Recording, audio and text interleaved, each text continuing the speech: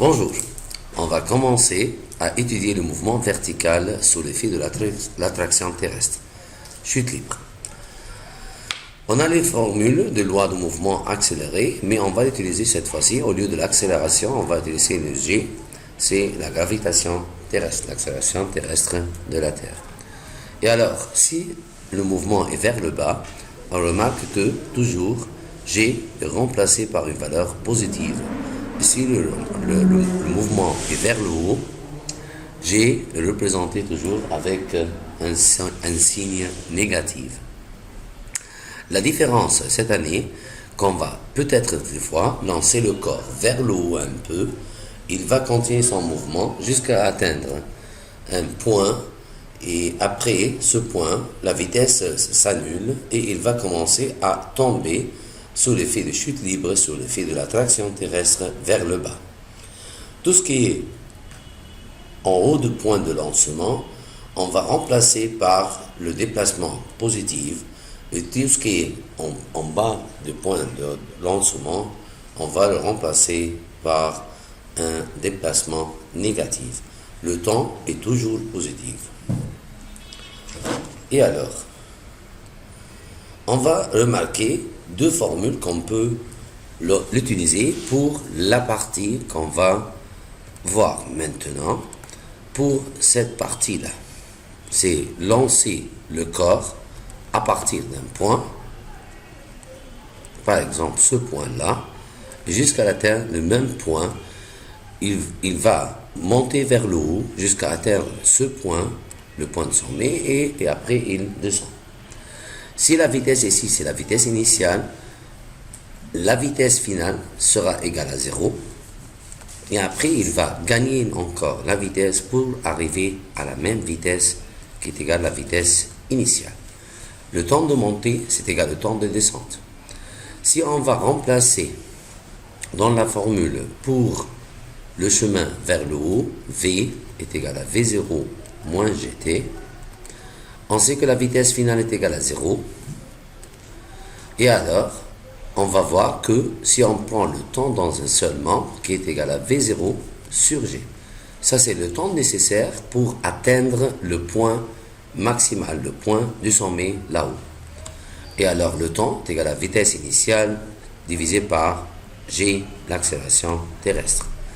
La même chose, on va le remarquer si on va le remplacer dans la formule V au carré est égal à V0 au carré moins 2GD.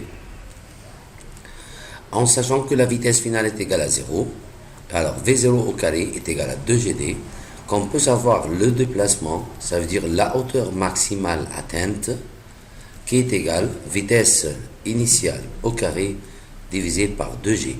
Ces deux formules-là, la formule numéro 1 et la formule numéro 2, on peut l'utiliser simplement pour cette partie seulement, pour la montée et la descente vers le même niveau. Et alors pour savoir le temps pour atteindre la hauteur maximale, on n'a qu'à diviser la vitesse initiale par l'accélération terrestre. Et pour savoir la hauteur maximale, c'est le carré de la vitesse initiale divisé par le double accélération terrestre. Un corps est tombé d'une hauteur de 490 mètres sur le sol. Détermine le temps nécessaire pour que le corps arrive au sol et sa vitesse après 5 secondes du début du mouvement. Et alors, notre exercice parle d'un corps qui va tomber au sol. Alors, il tombe d'une hauteur donnée par 490 mètres. Le mouvement est vers le bas. Et alors, la vitesse initiale est égale à 0 mètres par seconde. Et alors, l'inconnu dans l'exercice, c'est le temps. Déterminer le temps nécessaire pour que le corps arrive au sol et sa vitesse après 5 secondes, ça c'est, on va le faire plus tard. Et alors prenons le temps, la vitesse finale c'est inconnu, on ne le connaît pas. On connaît ici la hauteur, l'accélération terrestre bien sûr et la vitesse initiale. Et alors on peut utiliser pour savoir le temps que la formule hauteur est égale à V0t plus demi-gt au carré En remplaçant la hauteur pour 490, vitesse initiale c'est 0, alors ce terme s'annule, est égal à 1 demi fois 9,8 fois le temps au carré, c'est l'inconnu. Et alors le temps au carré est égal à 2 fois 490 divisé par 9,8 sous la racine. Alors, le temps est égal à 10 secondes. Alors, le corps a besoin pour arriver au sol 10 secondes. Pour faire 5 secondes, il veut savoir la vitesse après 5 secondes. Et alors, on a besoin de savoir la vitesse après 5 secondes en sachant que la vitesse initiale plus gt. Et alors, ça fait la vitesse initiale, c'est 0. G, c'est 9,8 fois 5. Ce qui donne 49 mètres par seconde. Si vous voulez représenter cet exercice par un diagramme de vitesse, on peut le représenter encore par un diagramme de vitesse en utilisant cette figure-là. Alors, on va faire une droite verticale et la vitesse commence par une vitesse initiale nulle jusqu'à atteindre la vitesse finale. Et la pente est toujours, l'accélération terrestre, c'est 9,8 mètres par seconde au carré pour atteindre la vitesse finale. Et après un temps de 5 secondes, ça veut dire ici au milieu, on a atteindre la vitesse 49 mètres par seconde.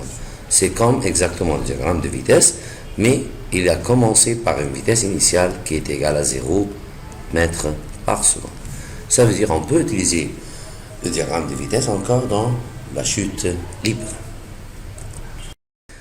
Alors, l'exemple 2, une particule est lancée verticalement vers le haut. Après 6 secondes, elle revient au même point du lancement.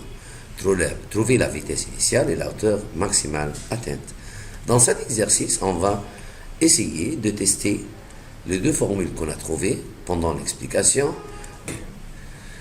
On va voir maintenant un corps qui monte vers le haut à partir d'une vitesse initiale, bien sûr, parce qu'il ne peut pas avoir une vitesse initiale de 0, il ne va pas monter.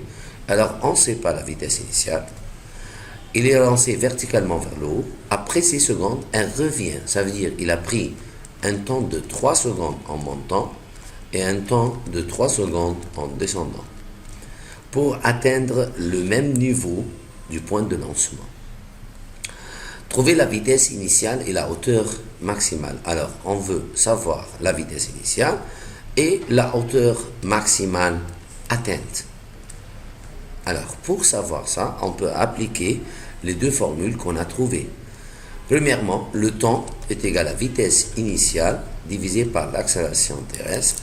La vitesse initiale, c'est l'inconnu. Le temps, on le sait. Ce qui veut dire pour nous que la vitesse initiale est égale à gt, ce qui fait 9,8 fois 3. 29,4 mètres par seconde.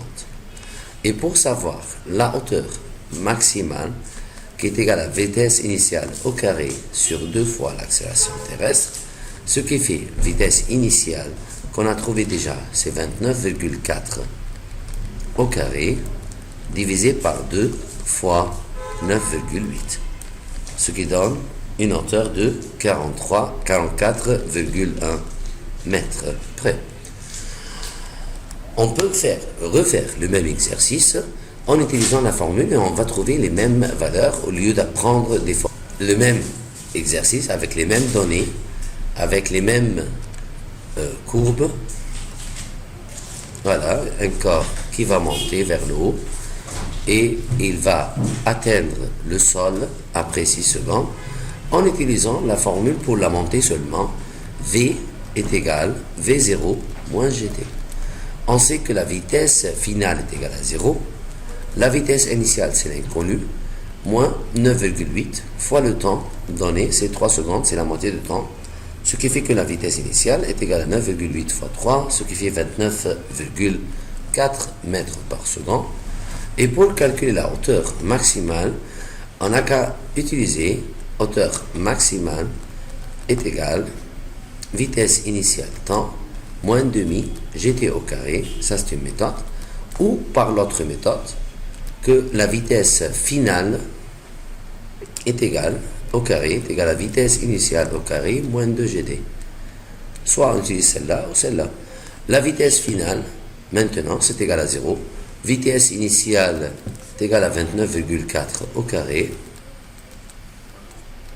moins 2 fois 9,8 fois le déplacement, c'est la hauteur maximale atteinte inconnue, pour trouver que la hauteur à la fin, c'est égal à 44,1 mètres.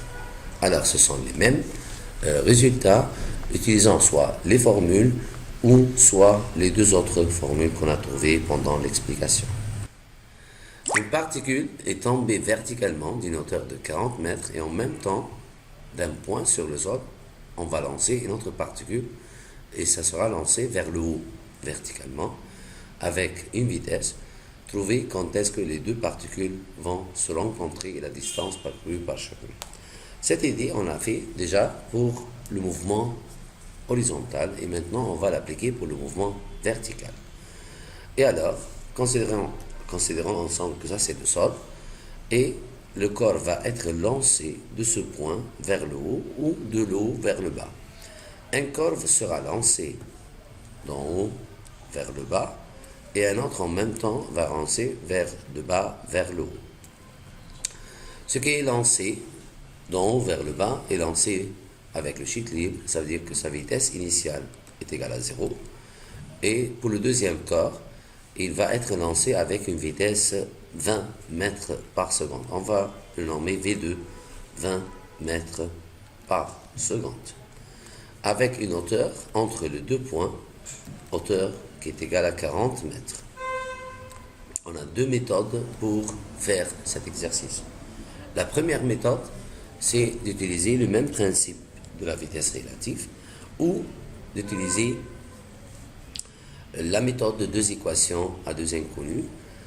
Comment? On va considérer ensemble qu'il y en a un point qu'ils vont être se rencontrer. On ne sait pas, c'est pas obligatoirement au milieu, c'est n'importe où entre les deux points. On va considérer que la distance parcourue par peut-être par exemple ce corps c'est x et alors la distance qui reste ça sera 40 moins x. Et tout ce qu'on fait, tout ce qu'on sait clairement que le temps est constant pour les deux. Le temps nécessaire pour que les deux corps vont se rencontrer c'est le même. Et alors, la hauteur est égale à V0t plus demi gt au carré. Cela veut dire pour nous que on va essayer d'appliquer cette hauteur une autre fois. Pour le premier corps, la hauteur c'est x est égale à V0, c'est 0, fois temps, c'est un terme nul, est égal à demi fois 9,8 fois le temps au carré qu'on ne le connaît pas. C'est l'inconnu. Et pour le deuxième corps, et alors 40 moins x est égal V0, c'est 20 fois le temps plus demi moins 1 demi parce que c'est un mouvement d'en haut vers le bas fois 9,8 t au carré. On remarque maintenant que les deux équations, par addition, on peut annuler le terme demi gt au carré avec moins 1 demi gt au carré par addition. Mais, et alors, x moins x s'en va, ça reste le 40, est égal demi gt au carré, moins demi gt au carré s'en va ensemble, ça reste 20t. Et alors le temps est égal 2 secondes. Ça, c'est le temps nécessaire pour que les deux corps se rencontrent. Et comme ça, on peut calculer la distance maintenant en appliquant dans n'importe quelle formule. Alors, par exemple, dans la première équation, x est égal à demi g fois 4. 4 divisé par 2, ça fait 2. 2 fois 19,6 mètres. Alors, le premier corps va faire une distance de 19,6 mètres et l'autre corps va faire une distance de 20,4 mètres. Et comme ça, on a su la distance qui sépare les deux corps qui vont se rencontrer. Mais on peut utiliser encore le principe de la vitesse relative dans cet exercice, si vous voulez.